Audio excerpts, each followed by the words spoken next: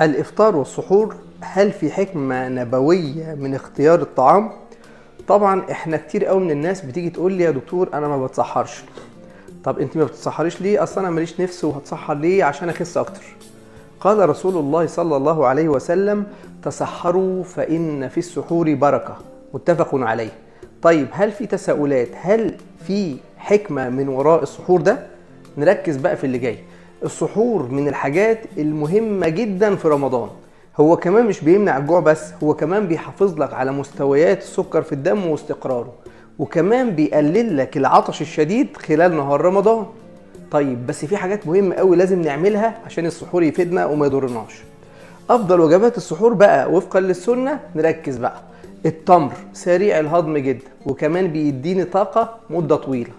رقم 2، المنتجات الألبان زي اللبن، الجبنة، الزبادي، كل ده بيحافظ على الكالسيوم وترطيب الجسم. رقم 3 بقى النشويات المعقدة اللي فيها شوفان وخبز، اللي بتدي طاقة فترة طويلة، وفيها ألياف بتشبعني فترة طويلة. وما ننساش قصة الصحابي اللي اكتفى بكوباية مية في السحور، فذكره النبي صلى الله عليه وسلم بفضل السحور ولو على تمرة.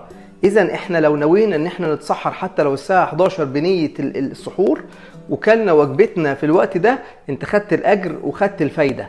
ولازم نبقى فاهمين ان السنة النبوية بتقدم لنا افضل نظام غذائي، لو اتبعناه بجد هنحصل على البركة والصحة في رمضان. ولو عجبك الفيديو يا ريت تعمل لايك وشير عشان غيرك يستفيد. رمضان أحلى مع صانع التغيير دكتور هشام الوفي.